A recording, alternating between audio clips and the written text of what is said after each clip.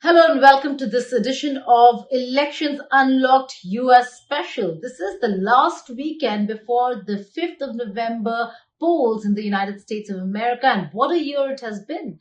Election campaigns, war of words, laughs, giggles, and some very, very hot debates between the Democratic Party and the Republican Party. Let's begin this show by taking a look at the campaigns that took place through the year, through 2024.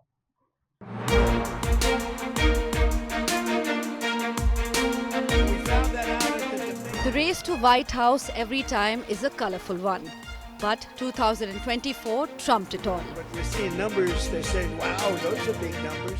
From a former president and presidential candidate being convicted of felony to surviving 2 assassination attempts, the Republican candidate Donald Trump in his second campaign truly had a never heard of run so far.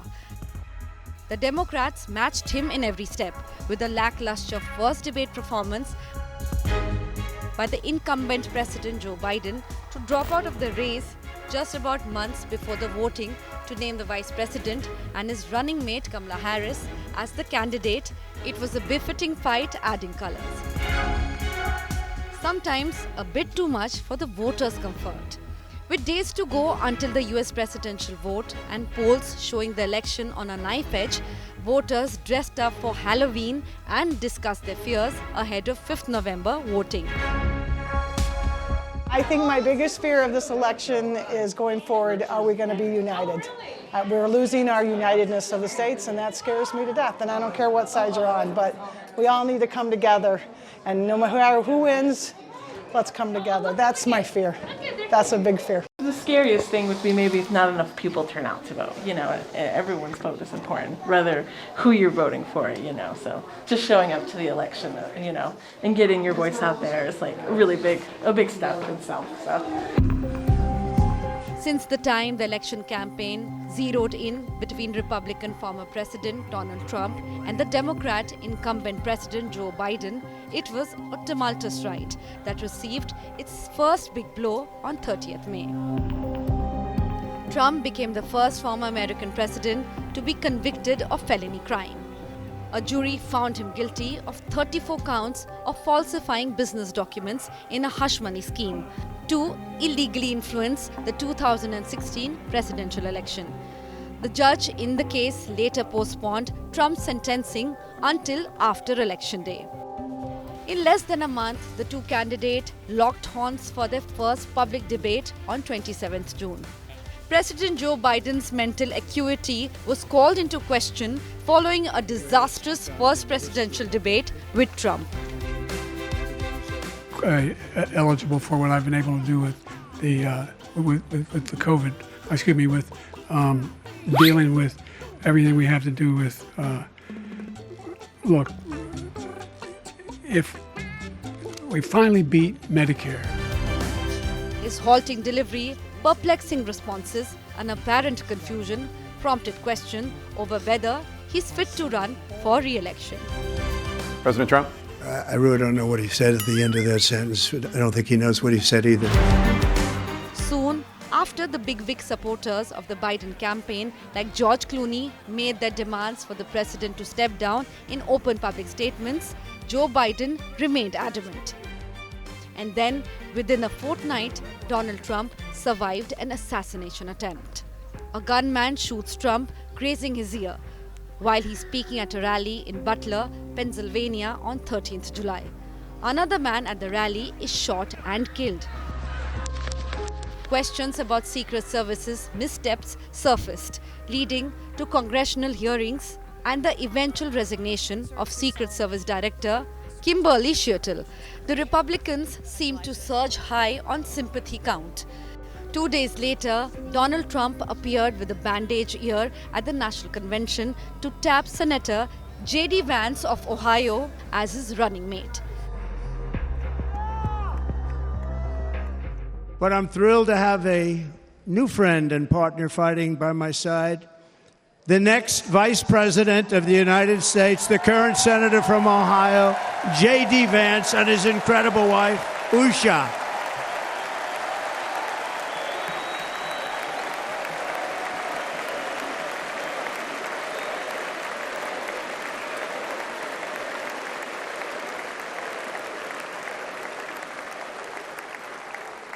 He's going to be a great vice president. He's going to be great. He'll be with this country and with this movement, greatest movement in the history of our country, Make America Great Again.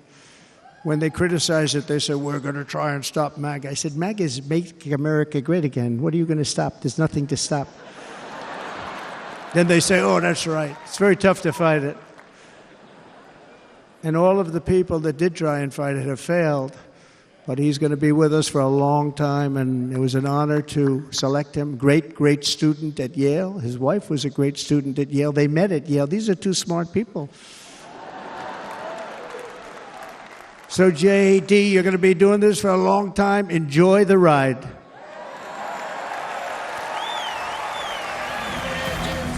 With the choice made, Trump tapped the Asian vote as Vance's wife is of immigrant Indian origin along with his very young white American conservative appeal. It was like killing two birds with one stone.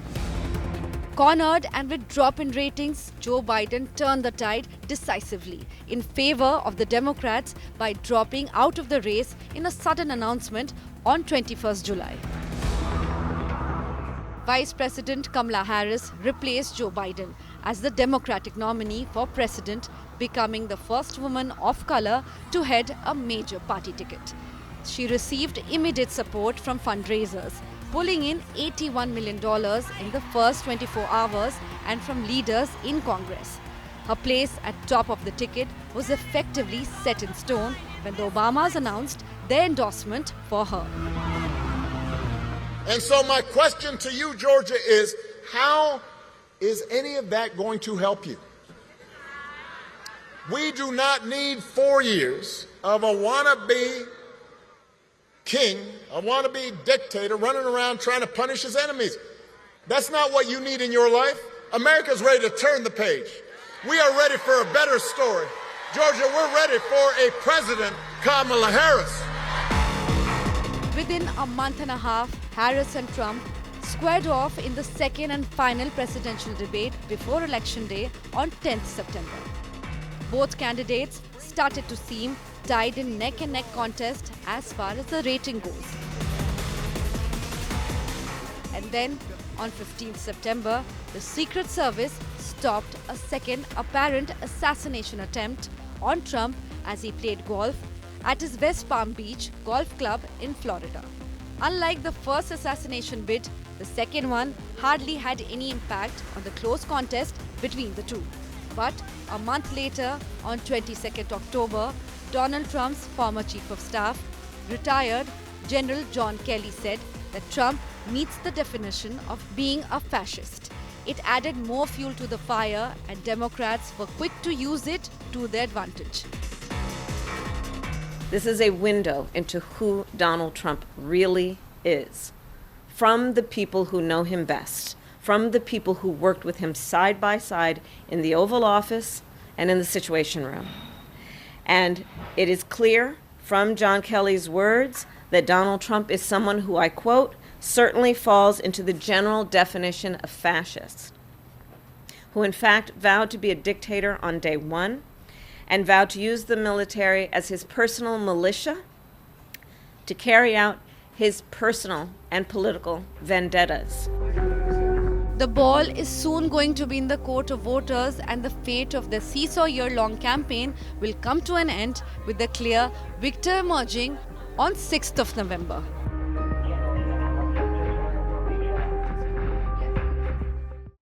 Vice President Kamala Harris undoubtedly has had a truncated campaign because of the delay in Joe Biden stepping down from the presidential race. However, after the initial euphoria, it has been a neck-to-neck fight between Kamala Harris and Donald Trump.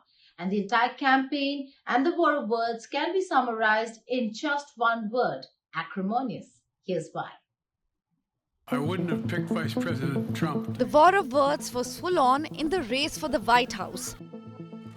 In the first week since US President Joe Biden dropped out of the re-election bid and endorsed his Vice President Kamala Harris instead, she's a target now for the Republican nominee. If Kamala Harris gets in, she would be the most radical far-left extremist ever to occupy the White House ×10. There's never been a lunatic like this in the White House, and we've had some bad ones. Kamala Harris, in return, chose Milwaukee, Wisconsin, which is where the Republican Party held their grand convention. And in her first campaign rally, she set the tone loud and clear. Before I was elected vice president, before I was elected United States Senator, I was elected Attorney General of the state of California, and I was a courtroom prosecutor before then. And in those roles, I took on perpetrators of all kinds. Predators who abused women, fraudsters who ripped off consumers, cheaters who broke the rules for their own gain. So hear me when I say, I know Donald Trump's type. This war of words was going on between the two even before they became the direct contenders in the race. But as we fight to move forward, Donald Trump is trying to pull us backward, including back to a time before workers had the freedom to organize. He's going to jail! Well, the courts will handle that, and we will handle November. How about that? We'll handle November. Let the courts handle that other thing. But we're not going back. These people are stupid people that are running our country. They don't have any common sense. They believe in an ideology. And if you look at Kamala and you look at what she's done to every place she's touched has turned to shit. Every single place she's touched. And once they became the direct contenders, the war of words between the two grew many notches intense as the campaign day drew closer to end. On the last night of the Democratic National Convention, Vice President Kamala Harris accepted her nomination as the Democratic candidate for the presidential race. At the convention, Kamala attacked Donald Trump for his stance in the Roe v. Wade. She also attacked Trump for not supporting and also dissuading Republicans not to back a bipartisan deal on border. Let's listen to the war of the words. She's the border czar. All of a sudden she's saying, I'm not the border czar. You know why she says that? Because there's never been a border in the whole world that's leaked like this border, with all those millions and millions of criminals coming through. Many of them are criminals. After decades in law enforcement, I know the importance of safety and security, especially at our border. Last year, Joe and I brought together Democrats and conservative Republicans to write the strongest border bill in decades. The Border Patrol endorsed it. But Donald Trump believes a border deal would hurt his campaign. So he ordered his allies in Congress to kill the deal.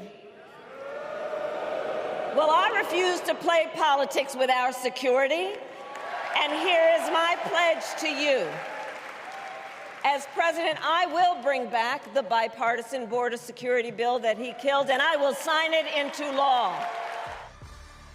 It is acrimonious and direct with no holds barred.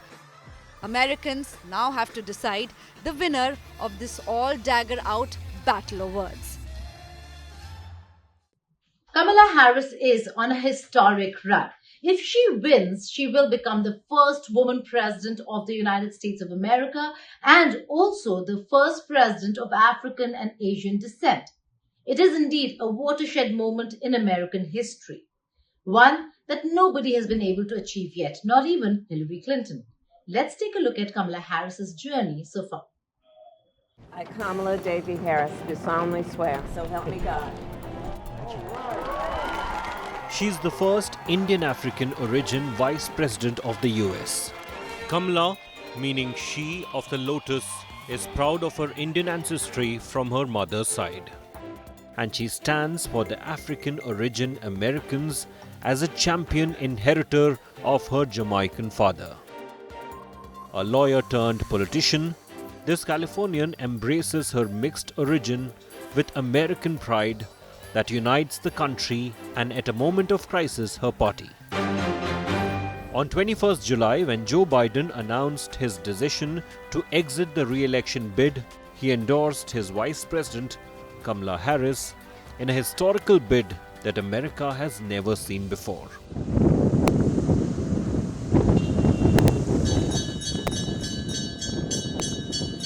Nearly 9,000 miles away in Tamil Nadu, a small village started to pray and cheer for Kamala Harris to make history. While the entire world is waiting and eagerly watching the developments for the presidential elections of United States of America, there is one village in the state of Tamil Nadu that has already decided its candidate, and it also wants its candidate Kamala Harris to win, and that's the reason they are conducting pujas daily, and those are the villagers from Tulasendirapuram. 59-year-old Kamala Harris was fierce and bold in her first campaign address since she became a candidate in the race for White House. So, friends, we have 105 days until Election Day, and in that time, we've got some work to do. But we're not afraid of hard work. We like hard work, don't we? She knew that her campaign started with a disadvantage, a race against time. So she did not mince her words against her adversary, a former president of the United States. Before I was elected vice president, before I was elected United States senator, I was elected attorney general of the state of California, and I was a courtroom prosecutor before then. And in those roles, I took on perpetrators of all kinds. Predators who abused women, fraudsters who ripped off consumers, cheaters who broke the rules for their own gain. So hear me when I say, I know Donald Trump's type. As Attorney General of California, I took on one of our country's largest for-profit colleges that was scamming students. Donald Trump ran a for-profit college that scammed students. As a prosecutor, I specialized in cases involving sexual abuse. Well, Trump was found liable for committing sexual abuse. As Attorney General of California, I took on the big Wall Street banks and held them accountable for fraud. Donald Trump was just found guilty of fraud on 34 counts.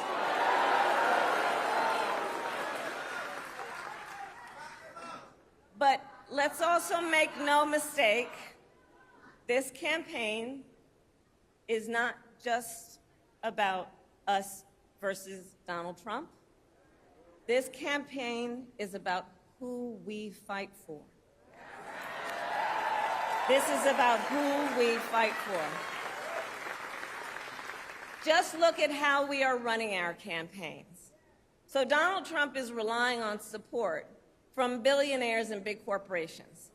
And he is trading access in exchange for campaign contributions. Kamala Harris knew the clock was ticking, and she had a formidable opponent to beat. And in 2024, with your voice and your power, we will win again. The pressure on Kamala Harris from within her party was also immense. Though she has shown signs of improving her political skills recently, but that's never been her forte. I think the question for Vice President Harris is not whether can a woman win the presidency, it's can Vice President Harris win. And there have been her approval ratings have not been great in office. She has had some major electoral successes throughout a very rapid ascent from Attorney General of California to senator to vice presidential candidate to vice president. Remember, in the 2020 presidential campaign, she suspended her campaign before the nominating contest began due to issues with funding and popular support. Her approval ratings as vice president are not great. In fact, in kind of the current polling, the matchups against former President Trump, she's faring only kind of marginally better than President Biden. However, Vice President Harris I think, has having served in office, having run a presidential campaign before, is well positioned to pivot and to mount in this limited time. It's really probably the Democrat with the only Democrat with the visibility to mount a strong campaign in this time, less than 4 months before Election Day. From Tamil Nadu in India to Jamaica in Caribbean islands to Washington DC. Kamala Harris is the name that now shines as a beacon of hope for change to champion the cause of women,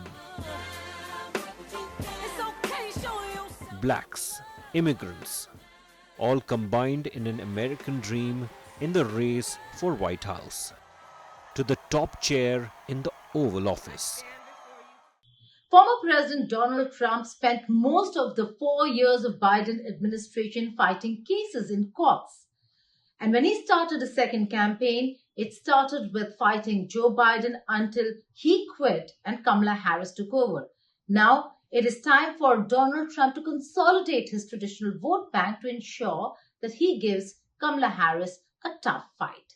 Let's take a look at his journey so far.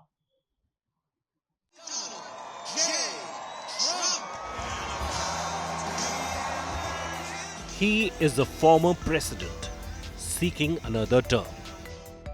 He is the first US president who has been convicted of a felony. He is the first US president whose speech incited a Capitol Hill riots in 2021. Donald Trump has come a long way from being a president of family real estate business to a media host and guest, to being co-producer and host of Apprentice, to his White House days. He is loved and hated at the same time. Well, the fact that Trump could be elected and just everything that he stands for is like what's scary to me. So I think Trump has a good chance, a majority of reasons and chances to win if all the votes are counted. This presidential campaign, he has survived 2 assassination bids. Yet Donald Trump has been up and fighting hard throughout. The United States is now an occupied country. Can you believe I have to say that? We're an occupied country. They're coming in, and they're by the thousands, and they have equipment that's military-grade equipment. How do they get that? They have military-grade equipment, but it will soon be an occupied country no longer. November 5th, 2024 will be Liberation Day in America. Liberation Day. All eyes are on what happens when the last vote is counted. Will Donald trump it, or will he get trumped by Kamala? Race for the White House is at its last leg, and so are we in this special edition. So have a wonderful weekend. We'll see you on Monday yet again with another episode of a special from America, bringing you all the updates and information regarding how America is going to vote. Goodbye and take care. News and updates do continue on the other side of a short break. Stay tuned to India Today.